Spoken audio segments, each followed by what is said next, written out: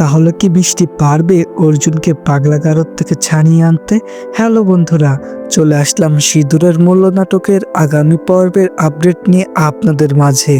এপিসোডের শুরুতে আমরা দেখতে পারবো ইয়াশোদা বাড়িতে এসে বড় ঠাম্মিকে জিজ্ঞাসা করবে যে মিষ্টি কোথায় গিয়েছে।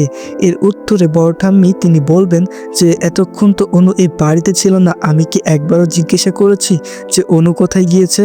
ঠিক তখনই সেখানে অনু চলে আসবে এবং বলবে আমি এইখানে বড় ঠাম্মি, আর তোমার মিষ্টি কই?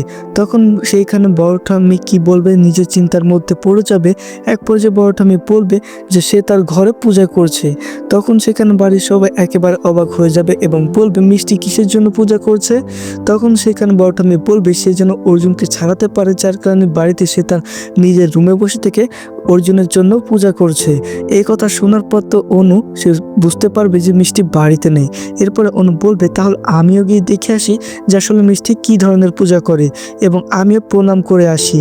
এই কথা শোনার পর বড় ঠাম্মি বলবে এর আগে তো কোনোদিন তোর মুখে শুনিনি যে তুই পুজোতে বসবি, আজ কেমন কি হলো যার কারণে তুই পুজোতে যেতে চাইছিস? তবে অনু বড় ঠাম্মির এসব কোনো কথাতে কানে দিবে না এবং সে মিষ্টির রুমের দিকে দৌড়াতে থাকবে।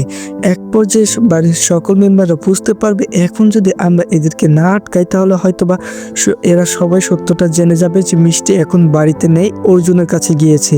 এরপর যখন অনু মিষ্টির রুমে ঢুকতে শুরু করবে ঠিক তখনই উপরের দিকে এসে অর্জুনের মা এমন একটি ভাব করবে এবং বলবে যে আমার পায়ে অনেক আঘাত খেয়েছি, প্লিজ আমাকে তোমরা বাঁচাও। এই কথা শোনার পর বাড়ির সকল মেম্বার সেখানে দৌড়ে যাবে এবং আরবিন আসবে এবং অনুকে বলবে অনু আমার মা দেখছো না আঘাত খেয়েছে, ধরো আমার মাকে তুমি বাঁচাও।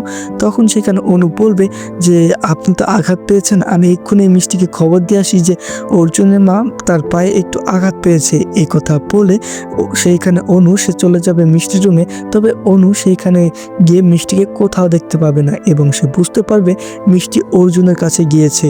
এরপরে সেখানে অনু বাইরে এসে তার ছোট ঠাম্মিকে বলবে আরে নানি মিষ্টি তো রুমের ভেতরে নেই, তাহলে আমরা মিষ্টিকে কোথায় পাবো বলো?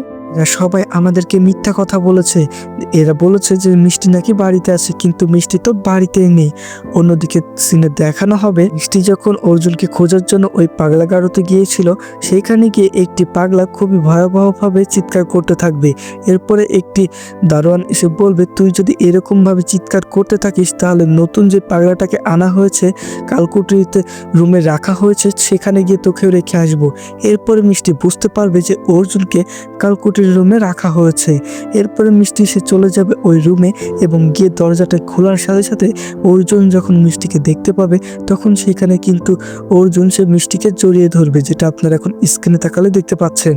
পরে মিষ্টি অর্জুনকে বলবে তুমি ভয় পেও না অর্জুন, আমি চলে এসেছি, এখন আমি তোমাকে এইখান থেকে বের করে নিয়ে যাব, চলো। এই কথা বলে অর্জুন এবং মিষ্টি তারা দুজনে সে রুম থেকে বের হয়ে যাবে এবং বাড়ি যাওয়ার জন্য রওনা দিবে। ঠিক তখনই সেখানে কিছু গার্ড চলে আসবে এবং এদের দুজনকে ধরে ফেলবে। এরা গার্ডের চোখ ফাঁকি দিয়ে আবারও পালিয়ে যাবে এবং একটি রুমে গিয়ে আশ্রয় নিবে। ঠিক তখনই সেখানে ওই হসপিটালে বড় ডাক্তার সে রুমে আসবে এবং ওই হসপিটালের ডাক্তারকে ফোন করবে অনু এবং বলবে যে মিষ্টি আমাদের বাড়িতে নেই, দেখেন হয়তোবা মিষ্টি আপনাদের ওখানে পৌঁছে গিয়েছে, নাহলে হয়তোবা আর 10 মিনিট পরে আপনাদের ওইখানে যাবে। তখন সেখানে ওই লোকটি বলবে সমস্যা নেই ম্যাডাম, আমি এদিকে সমস্ত ব্যবস্থা করে রেখেছি। এরপরে ওই লোকটি কিছু গার্ড ডাকবে এবং বলবে যে আমাকে একটি লোক বলেছে একটি মেয়ের কিডনি দিতে হবে, আমার অফার এসেছে টাকার, আমি একটি মেয়ের কিডনি কেটে নেব। এই কথা বলে যখনই ওই ডাক্তারটি ওই লোকটির কিডনি কেটে যাবে ঠিক তখনই অর্জুন বলবে যে এই লোকগুলো অনেক খারাপ, আমাদেরকে এক্ষুনি এখান থেকে চলে যেতে হবে। তবে মিষ্টি তাকে বলবে অর্জুন তুমি তো সুপারম্যান, তুমি চাইলে সব কিছুই পারো। এরপরে অর্জুন অনেক জোরে চিল্লাবে এবং বলবে হ্যাঁ আমি তো সুপারম্যান। এই কথা বলার সাথে সাথে ওই ডাক্তারটি অর্জুন এবং মিষ্টিকে ধরে ফেলবে। এক পর্যায়ে অর্জুন ওই ডাক্তারটিকে ধরে একেবারে লাথি দিয়ে পালিয়ে যেতে শুরু করবে।